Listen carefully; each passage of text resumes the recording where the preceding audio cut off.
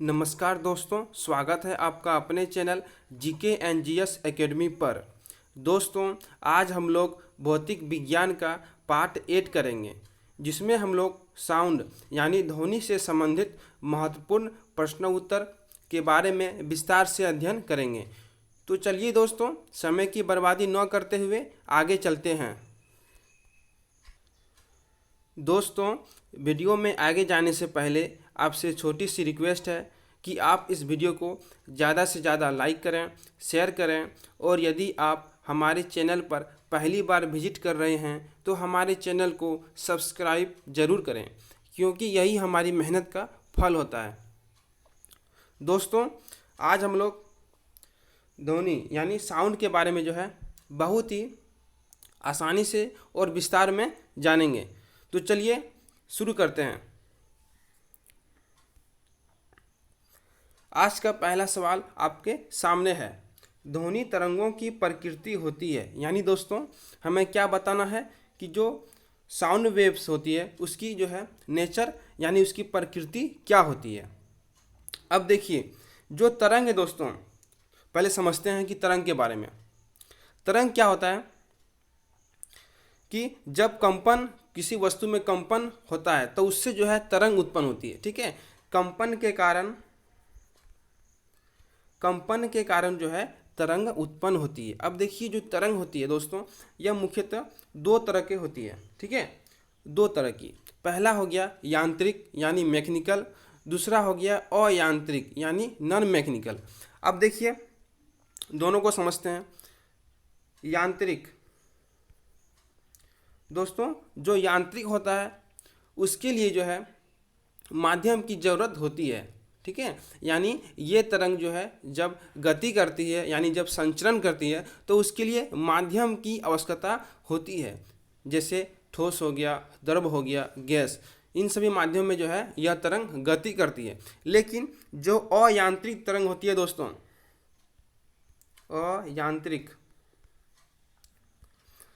इसके लिए जो है माध्यम की आवश्यकता नहीं होती है। ठीक है, जैसे जो है, और दोस्तों इसका जो दूसरा नाम है विद्युत चुम्बकीय तरंग है। ठीक है, विद्युत चुम्बकीय तरंग, ऑप्शन में जो डी में दिया गया है विद्युत चुम्बकीय तरंग यानी इलेक्ट्रोमैग्नेटिक वेव। ठीक है, इलेक्ट्रोमैग्नेटिक वेव। अब देखिए दोस्तों, अब जो यांत्रिक तरंग है इसके भी जो है दो भाग होते हैं। ठीक है, पहला होता है अनुप्रस्थ, दूसरा होता है अनुदैर्ध्य। ठीक है, अब देखिए इसको भी समझ लेते हैं।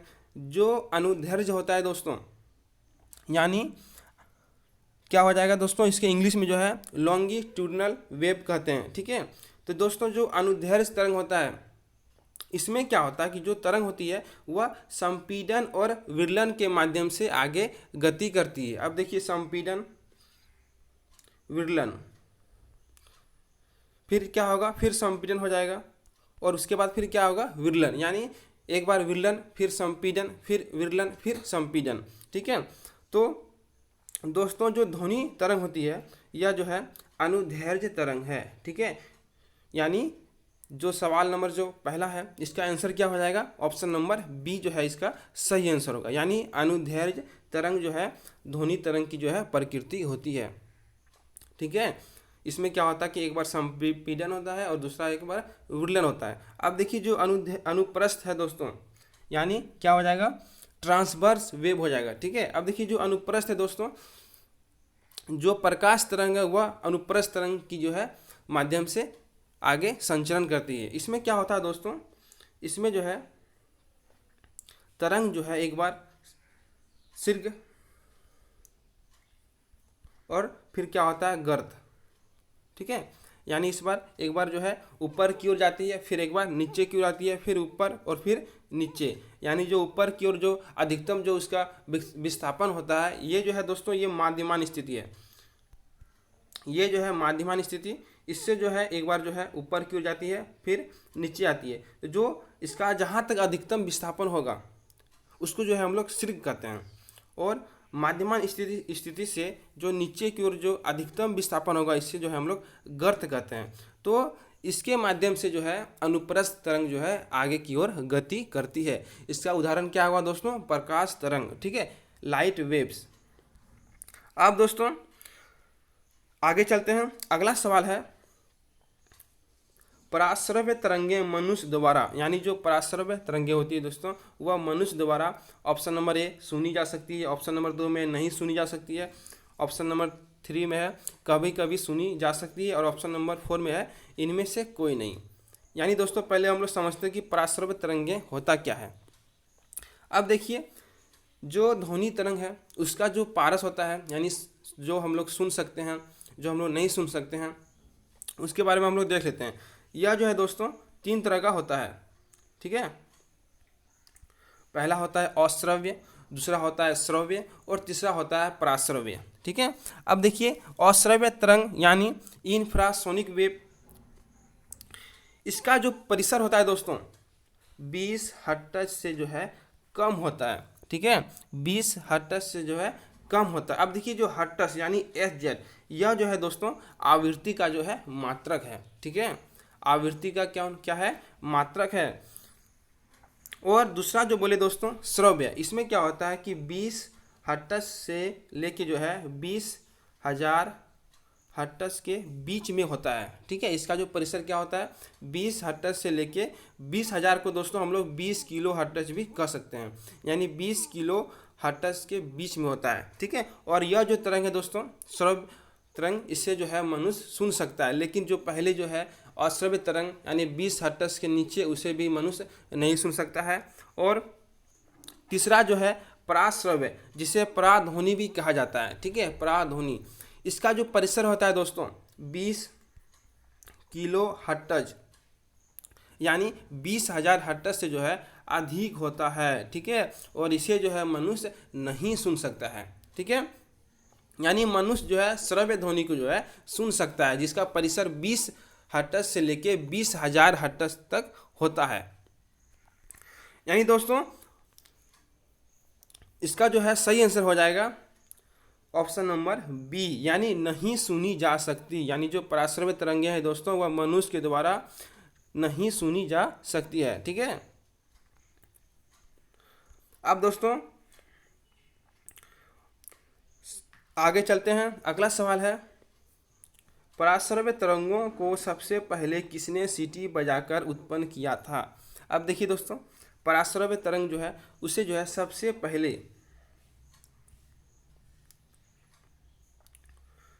पहले जो है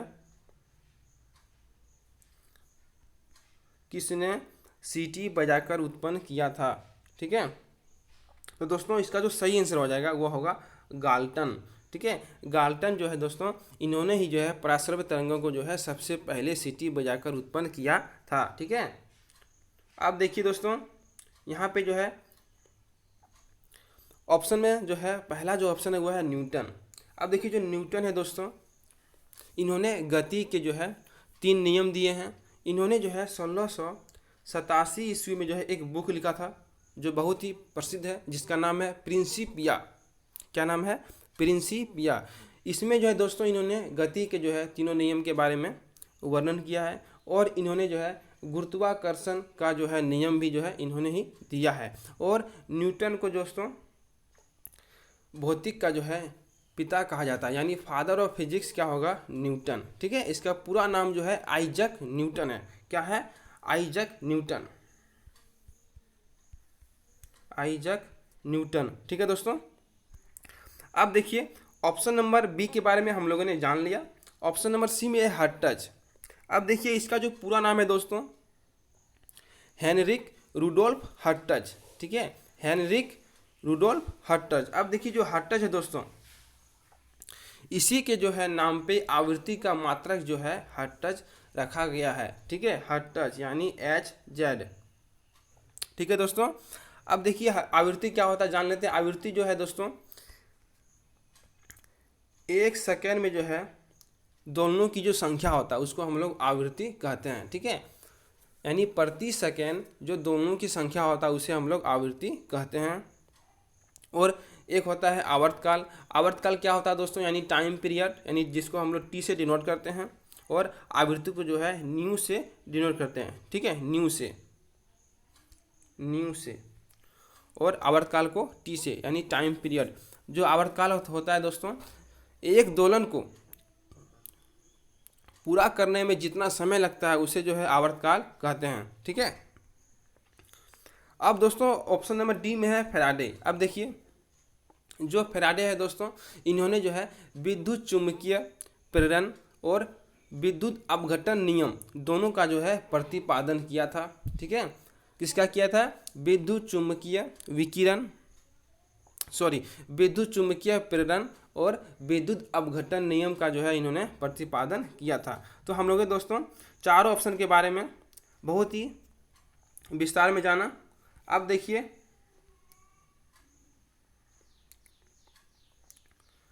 हम लोग जो है दोस्तों आगे चलते हैं। अगला सवाल है,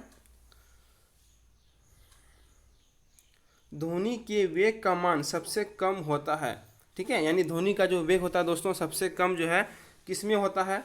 ऑप्शन नंबर ए में दिया हुआ है ठोस में, ऑप्शन नंबर बी में दिया हुआ है द्रव में, और ऑप्शन नंबर सी दिया हुआ है गैस में, और ऑप्शन नंबर डी है पारा में। अब देखिए दोस्तों इसका जो सही आंसर हो जाएगा वह होगा, सबसे कम बोला गया है तो सबसे कम दोस्तों गैस में होता है, यानी ऑप्शन नंबर सी जो है दोस्तों इसका सही आंसर होगा। अब देखिए सबसे अधिक भी देख लेते हैं। सबसे अधिक दोस्तों ठोस में होता है। ठीक है, याद रखिएगा सबसे अधिक किस में होगा? ठोस में। उसके बाद किस में होगा? द्रव में। उसके बाद किस में होगा? गैस में। यानी सबसे कम किस में होगा? गैस में होगा। ठीक है। अब दोस्तों हम लोग आगे चलते हैं। अगला सवाल दिया हुआ है, तरंग का वेव यानी भी, आवृत्ति यानी न्यू जिसको डिनोट करते हैं, और तरंग दैर्ध्य यानी लैम्डा, ये जो चिन्ह है दोस्तों यानी सिंबल, इसको जो है हम लोग लैम्डा कहते हैं। ठीक है, लैम्डा यह जो है ग्रीक अक्षर है। ठीक है, ग्रीक। और दोस्तों जो न्यू है जिसको हम जो है आवृत्ति से डिनोट करते हैं, आवृत्ति को डिनोट करने के लिए हम लोग न्यू लिखते हैं, ये भी जो है ग्रीक अक्षर है। ठीक है, तो दोस्तों यानी हमको भी, न्यू और लैम्डा के बीच जो है संबंध बताना है, यानी रिलेशन बिटवीन भी, न्यू एंड लैम्डा। अब देखिए क्या रिलेशन होगा दोस्तों, इसका जो है सही आंसर हो जाएगा ऑप्शन नंबर ए, यानी भी इक्वल टू जो है न्यू इंटू लैम्डा। हम लोगों ने भी के बारे में बहुत पहले से ही हम लोग को मालूम है वेग क्या होता है, और आवृत्ति के बारे में भी हम लोग को अभी मालूम चल गया। अब हम लोग समझते हैं तरंग दैर्ध्य के बारे में। अब देखिए तरंग दैर्ध्य जो है दोस्तों दो क्रमागत संपीड़नों या विरलनों के बीच का जो दूरी होता है दोस्तों उसको जो है हम लोग तरंग दैर्ध्य कहते हैं। अब देखिए कैसे, अब देखिए यहाँ पे जो है ये है संपीड़न, ये भी है संपीड़न। ठीक है, तो ये दोनों के बीच में जो दूरी होगा दोस्तों, ये जो दूरी है इसको हम लोग क्या कहेंगे? तरंग दैर्ध्य कहेंगे। और ये जो है विरलन, और आगे जो इसके बाद जो विरलन बनेगा उसके बीच का भी दूरी जो है वह भी जो है तरंग दैर्ध्य होगा। ठीक है, अब एक बार जो है मात्रक भी देख लेते हैं। अब देखिए वेग का जो है मात्रक क्या होगा? मीटर पर सेकंड हो जाएगा। तरंग दैर्ध्य का क्या होगा? ये भी दूरी है तो क्या होगा? मीटर होगा। और आवृत्ति दोस्तों इसका हम लोग को मालूम है क्या होता है? हर्ट्ज यानी Hz होता है, जो हेनरिक रुडोल्फ हर्ट्ज के नाम पे रखा गया है। ठीक है, इन्होंने जो है विद्युत चुम्बकीय जो प्रभाव है, ठीक है, उसका खोज किया था, लेकिन अल्बर्ट आइंस्टीन ने जो है इसका व्याख्या 1905 में जो है किया था। ठीक है, लेकिन खोज किसने किया था? क्या होगा? हेनरिक रुडोल्फ हर्ट्ज, विद्युत का जो प्रभाव का जो नियम है उसका। ठीक है, विद्युत प्रभाव का नियम। अब देखिए अगला प्रश्न है दोस्तों एकॉस्टिक यानी विज्ञान है। अब देखिए जो एकॉस्टिक विज्ञान होता है दोस्तों वह किससे संबंधित होता है हमें बताना है। अब देखिए दोस्तों इसका सही आंसर हो जाएगा ऑप्शन नंबर बी, यानी ध्वनि से संबंधित। अब देखिए जो ध्वनि होता है दोस्तों जिसमें हम लोग वह विज्ञान की शाखा जिसमें हम लोग ध्वनि के बारे में जानकारी प्राप्त करते हैं, जैसे ध्वनि के क्या क्या लक्षण हैं, ध्वनि जो है किससे प्रभावित होता है। ठीक है, तो उसके बारे में जो हम लोग अध्ययन करते हैं वह किस में मिलेगा? हमको एकॉस्टिक में मिलेगा। ठीक है, अब देखिए ऑप्शन नंबर ए में दिया गया प्रकाश से संबंधित, और प्रकाश से संबंधित जो है हमको किस में मिलेगा? प्रकाशिकी यानी ऑप्टिक्स। ऑप्टिक्स में क्या मिलेगा दोस्तों? प्रकाश के बारे में मिलेगा, प्रकाश के परावर्तन, प्रकाश का अपवर्तन, प्रकाश का विवर्तन, उसका जो है विकिरण कैसे होता है, अपवर्तन कैसा होता है, इन सारी बातों में जो है हम लोग किस में देखेंगे, ऑप्टिक्स में देखेंगे। ठीक है, ऑप्टिक्स। ठीक है, अब देखो हम लोग दोस्तों आगे चलते हैं। अगला सवाल दिया गया है, और दोस्तों यदि आप लोग प्रकाश के बारे में बहुत ही विस्तार में जानना चाहते हैं तो मैंने इसके लिए जो है स्पेशल वीडियो बना रखा है। मैं वीडियो के डिस्क्रिप्शन में इसका लिंक दे दूंगा, आप लोग इसे एक बार ज़रूर देख लें और इसे जो है शेयर करें ताकि सभी के पास जो है यह पहुंच सके और सभी इसका जो है लाभ उठा सके। अब देखिए दोस्तों हम लोग आगे चलते हैं। अगला सवाल है, ध्वनि का प्रभाव मानव के कान में कितने समय तक रहता है, यानी जब कोई ध्वनि जो है मानव को सुनाई देती है कान के द्वारा तो वह कितने समय तक जो है उसका प्रभाव कान पर बना रहता है। तो दोस्तों इसका सही आंसर हो जाएगा ऑप्शन नंबर बी, यानी 1/10 सेकेंड, यानी 0.1 सेकेंड तक। दोस्तों 0.1 सेकेंड तक जो है ध्वनि का प्रभाव मानव के कान पर होता है। ठीक है, अब दोस्तों हम लोग आगे चलते हैं। अगला सवाल है, ध्वनि तरंगें किसके कारण प्रतिध्वनि उत्पन्न करते हैं। अब देखिए प्रतिध्वनि क्या होता है, यानी इको। जब कोई ध्वनि किसी दूर जो है सतह से टकराकर पुनः वापस लौटती है, ठीक है, यानी जब कोई ध्वनि किसी दूसरे दूर सतह यानी परावर्तक सतह से टकरा के जब वापस लौटती है तो उसको दोस्तों हम लोग प्रतिध्वनि कहते हैं। ठीक है, प्रतिध्वनि कहते हैं। अब देखिए प्रतिध्वनि का क्या कारण है दोस्तों, क्या कारण है, ऑप्शन नंबर सी, यानी परावर्तन। ठीक है, जो प्रतिध्वनि होता है दोस्तों वह किसके कारण होता है, परावर्तन के कारण, क्योंकि इसमें ध्वनि का जो है परावर्तन होता है, या जो है किसी सतह से टकरा के जो है वापस जो है लौट जाती है। ठीक है, यानी परावर्तन के कारण क्या होता है, प्रतिध्वनि उत्पन्न होता है।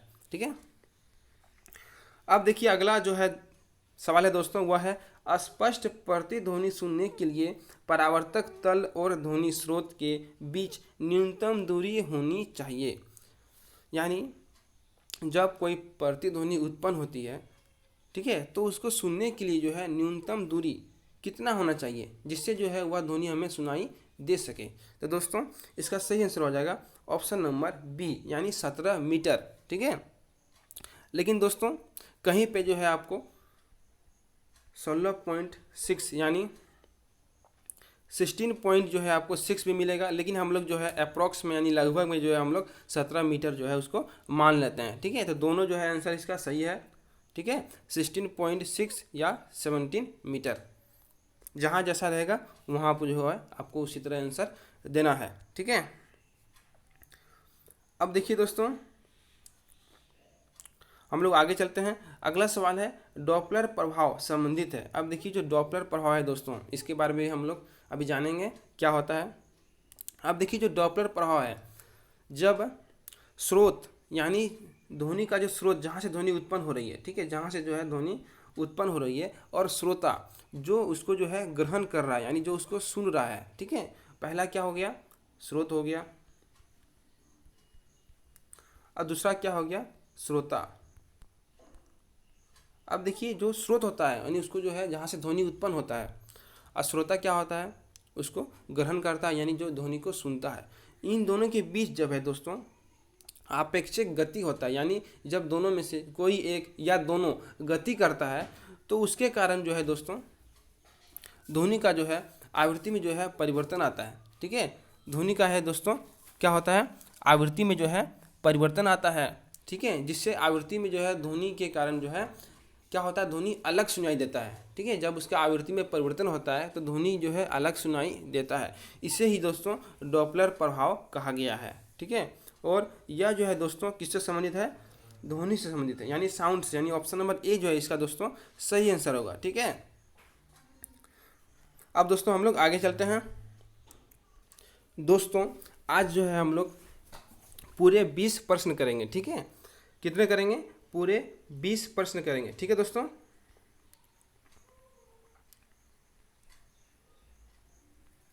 तो दोस्तों अब जो है आगे चलते हैं।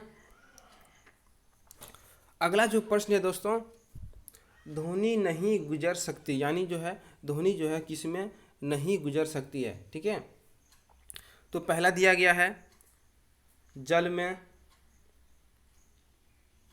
पहला दिया गया है जल में, दूसरा दिया गया स्टील में, तीसरा है वायु में और चौथा है निर्वात में। अब देखिए हम लोगों ने पहले ही जानकारी प्राप्त कर ली है कि ध्वनि के लिए जो है, ध्वनि पहले कौन सा तरंग है, ध्वनि अनुदैर्घ्य तरंग है। ठीक है, और जो है इसके लिए जो है इसमें माध्यम की आवश्यकता होती है। ठीक है, यानी ध्वनि जो है एक यांत्रिक अनुदैर्घ्य तरंग है। तो ध्वनि जो है किस में नहीं गुजर सकती है, तो क्या हो जाएगा, निर्वात में। निर्वात में दोस्तों ध्वनि जो है नहीं गुजर सकती, यानी जब निर्वात होगा तो हमें जो है ध्वनि सुनाई नहीं देगा।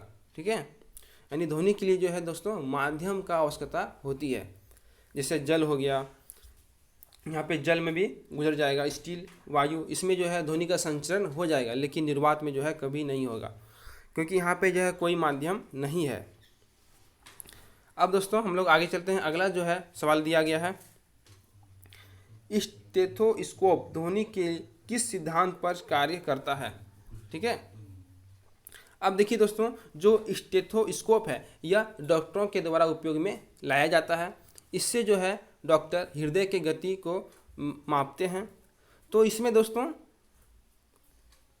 क्या होता है कि इसमें ध्वनि का जो है परावर्तन का जो है सिद्धांत के अनुसार जो है यह काम करता है। ठीक है, यानी ऑप्शन नंबर ए जो है दोस्तों इसका सही आंसर हो जाएगा, यानी परावर्तन। ध्वनि का जो परावर्तन होता है दोस्तों, जिसमें ध्वनि जो है किसी परावर्तक सतह से टकराकर पुनः वापस लौट जाती है। ठीक है, जिससे जो है प्रतिध्वनि भी जो है उत्पन्न हो सकता है। और हम लोगों ने देखा कि प्रतिध्वनि उत्पन्न होने के लिए, मतलब कि सुनने के लिए जो है न्यूनतम जो है दूरी कितना है, 17 मीटर। ठीक है, और दोस्तों यदि हम लोग इसे फीट में कन्वर्ट करेंगे तो कितना हो जाएगा, 56 जो है फीट हो जाएगा। ठीक है, 56 फीट। और यदि कहीं पे आपको अप्रोक्स में भी मिल जाएगा, हम लोग लिए हुए हैं, कितना होता है, 16.6 मीटर जो है एक्चुअल में होता है, लेकिन अप्रोक्स में हम लोग जो है 17 मीटर इसको लिख सकते हैं। अब दोस्तों हम लोग आगे चलते हैं।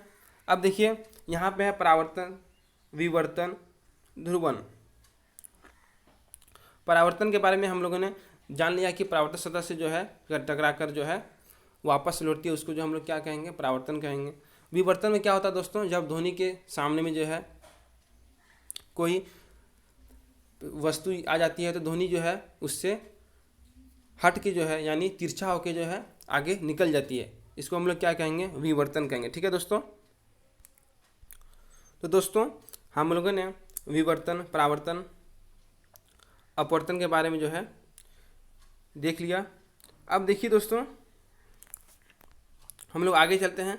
अगला सवाल है, कौन सी प्रक्रिया प्रकाश और ध्वनि दोनों में घटित नहीं होती है। अब देखिए दोनों में जो है कौन सी प्रक्रिया घटित नहीं होती है, यानी हमको दोनों में जो है कॉमन को अलग करना होगा और जो दोनों में नहीं है उसको अलग करना होगा। अब देखिए विवर्तन प्रकाश और ध्वनि दोनों में होती है, जिसमें क्या होता है कि जब प्रकाश या ध्वनि के सामने कोई अवरोधक वस्तु आ जाती है तो उसके किनारे से जो है दोनों जो है, यानी प्रकाश और ध्वनि आगे निकल जाती है। ठीक है, उसके किनारे से, यानी उसके तिरछा होकर जो है आगे निकल जाती है, उसको हम लोग विवर्तन कहते हैं। अब ये परावर्तन में क्या होता है कि इसमें परावर्तक सतह से जो है टकरा कर जो है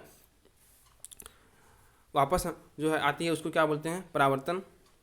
ध्रुवन में दोस्तों यह जो है ध्वनि में जो है उत्पन्न, ध्वनि में जो है घटित होती है, लेकिन प्रकाश में जो है दोस्तों यह घटित नहीं होती है। और अपवर्तन जो है दोस्तों यह प्रकाश और ध्वनि दोनों में घटित होती है। तो दोस्तों इसका सही आंसर क्या हो जाएगा, ध्रुवन, यानी ऑप्शन नंबर सी जो है दोस्तों इसका सही आंसर होगा। ठीक है, अब दोस्तों हम लोग आगे चलते हैं। अगला सवाल दिया गया है, वायु में ध्वनि की चाल कितनी है। अब देखिए हमें क्या बताना है कि वायु में जो है ध्वनि की चाल जो है कितनी है। तो दोस्तों इसका सही आंसर हो जाएगा 332 मीटर पर सेकेंड। ठीक है, 332 मीटर पर सेकेंड। ठीक है, तो यानी हम लोग कहीं पे जो है आपको 330 भी जो है मिल जाएगा, तो दोनों जो है लगभग में सही है, लेकिन यदि 332 दिया गया है तो वह जो है सबसे ज़्यादा सही होगा। ठीक है, तो यानी ऑप्शन नंबर ए जो है दोस्तों क्या हो जाएगा, इसका सही आंसर हो जाएगा। अब देखिए दोस्तों जो वायु का जो चाल है, ठीक है, जो वायु का चाल है दोस्तों वह प्रति 1 डिग्री सेल्सियस में दोस्तों क्या होता है कि 0.61 मीटर पर सेकेंड जो है दोस्तों बढ़ जाता है। ठीक है, यानी प्रति 1 डिग्री सेल्सियस में क्या होता है 0.61 मीटर पर सेकेंड जो है यह इंक्रीज होता है, यानी बढ़ जाता है। अब दोस्तों हम लोग आगे चलते हैं। अगला सवाल दिया गया है, किसी माध्यम में ध्वनि की चाल किस पर निर्भर नहीं करती है। यानी हमें क्या बताना है कि जो ध्वनि की चाल है वह किस पर निर्भर नहीं करती है, यानी किससे जो है इंडिपेंडेंट होती है, यानी स्वतंत्र होती है। अब देखिए यहाँ पे पहला में आवृत्ति, दूसरा में है दाब और तीसरा में दोनों ए तथा बी और इनमें से कोई नहीं। अब देखिए दोस्तों जो ध्वनि की चाल है वह आवृत्ति पर निर्भर करती है, दाब पर भी जो है आवृत्ति और दाब पर जो है दोनों में निर्भर नहीं करती है। इसीलिए जो है दोस्तों इसका सही आंसर क्या हो जाएगा, ऑप्शन नंबर सी, यानी ए और बी। अब देखिए ध्वनि की जो चाल है दोस्तों वह किस पर निर्भर करती है, तो क्या हो जाएगा, पहला होगा ताप पे। ताप पे जो है दोस्तों ध्वनि की चाल निर्भर करती है, आर्द्रता पे, ठीक है, ताप पे, आर्द्रता पे, इस पे जो है दोस्तों ध्वनि की जो है चाल निर्भर करती है, लेकिन आवृत्ति और दाब पे जो है दोस्तों निर्भर नहीं करती है। अब दोस्तों हम लोग आगे चलते हैं। अगला सवाल है, ध्वनि की लक्षण मुख्यतः क्या है। अब देखिए जो ध्वनि का जो लक्षण होता है वह हमें बताना है क्या क्या होता है। अब देखिए प्रबलता, यह जो है ध्वनि का लक्षण है दोस्तों। इसमें क्या होता है दोस्तों, इसके कारण क्या होता है ध्वनि जो है कभी तेज, ठीक है, या कभी क्या होता है मंद, ठीक है, तेज और जो है मंद जो है सुनाई देती है। यानी जब कभी ध्वनि जो है कभी तेज और कभी मंद सुनाई देती है उसको हम लोग कौन सा गुण कहेंगे, तो ध्वनि का प्रबलता कहेंगे।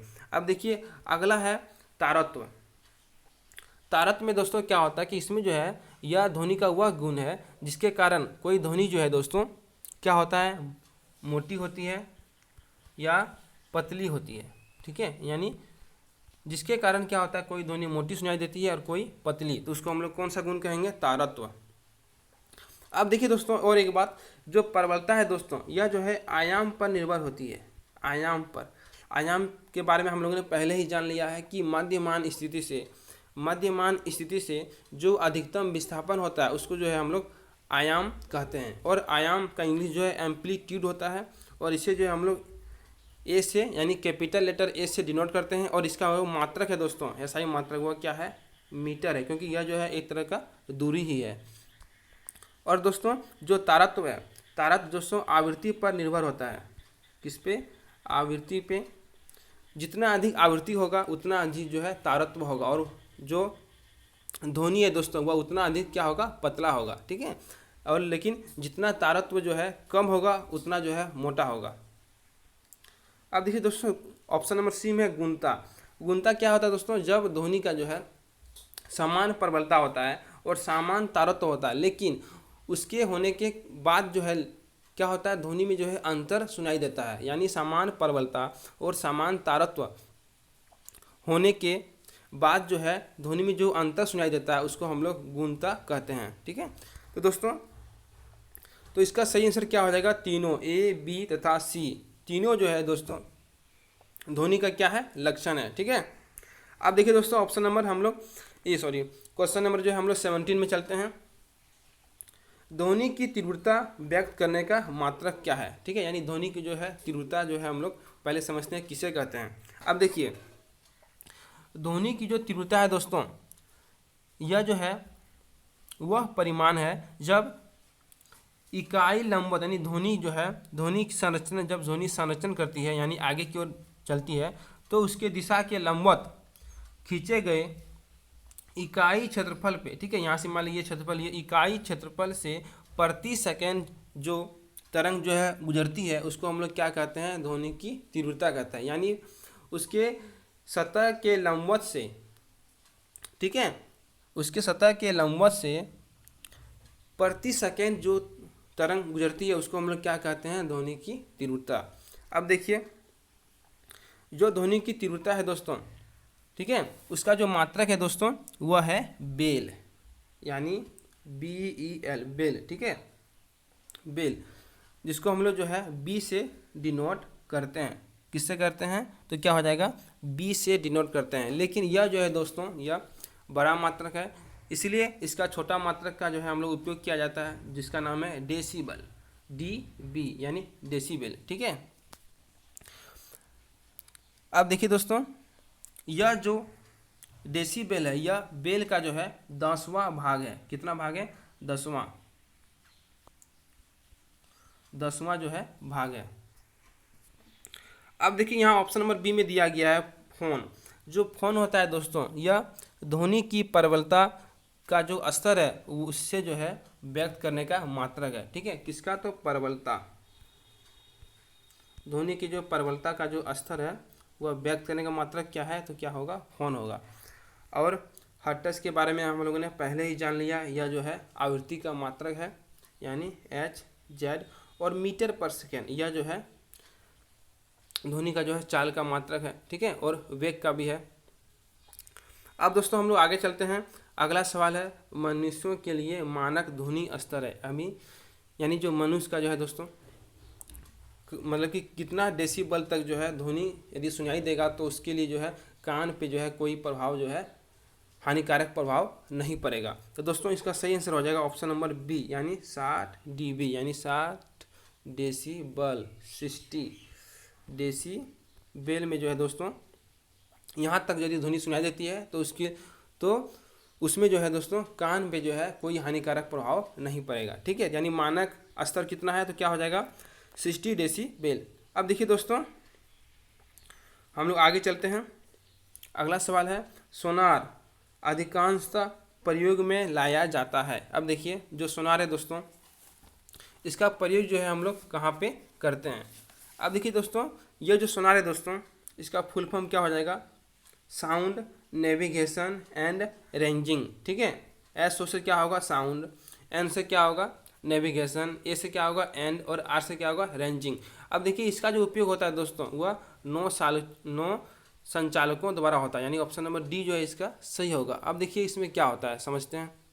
इसमें क्या होता है कि जल की सतह से, ठीक है, जल का जो सतह है उसके जो है उसमें जो है हम लोग बहुत सारे जो पिंड होता है उसकी दिशा, उसकी चाल और उसका जो है वेग को जो है हम लोग इससे माप सकते हैं। यानी जल के सतह पे जो पिंड होता है, कोई भी वस्तु होता है, उसका जो है दिशा, उसका चाल और उसका जो है हम लोग वेग के बारे में जो है इससे माप सकते हैं। ठीक है, अब दोस्तों हम लोग आगे चलते हैं। अगला सवाल दिया गया है रडार की कार्य प्रणाली निम्न सिद्धांत पर आधारित है। यानी जो रडार है दोस्तों इसका जो है यह किस सिद्धांत पे जो है दोस्तों वर्क करता है यानी काम करता है? तो पहला ऑप्शन में दिया गया रेडियो तरंगों का अपवर्तन, दूसरा में दिया गया रेडियो तरंगों का परावर्तन, तीसरा में है डॉपलर प्रभाव और चौथा में दिया गया रमन प्रभाव। दोस्तों इसका आंसर आप लोग को नीचे कमेंट बॉक्स में बताना है, तो इसका आंसर कमेंट बॉक्स में ज़रूर दें और बताएं कि आपको यह वीडियो कैसी लगी। और दोस्तों यदि आप लोग इसका नोट्स चाहते हैं तो नीचे डिस्क्रिप्शन में हमारे टेलीग्राम चैनल का लिंक दिया गया है, आप उसे ज्वाइन करें, वहां आपको सारी नोट्स प्रोवाइड की जा रही है। ठीक है दोस्तों, अब मिलते हैं अगले वीडियो में कुछ नया जानकारी के साथ। तब तक के लिए बाय, थैंक यू।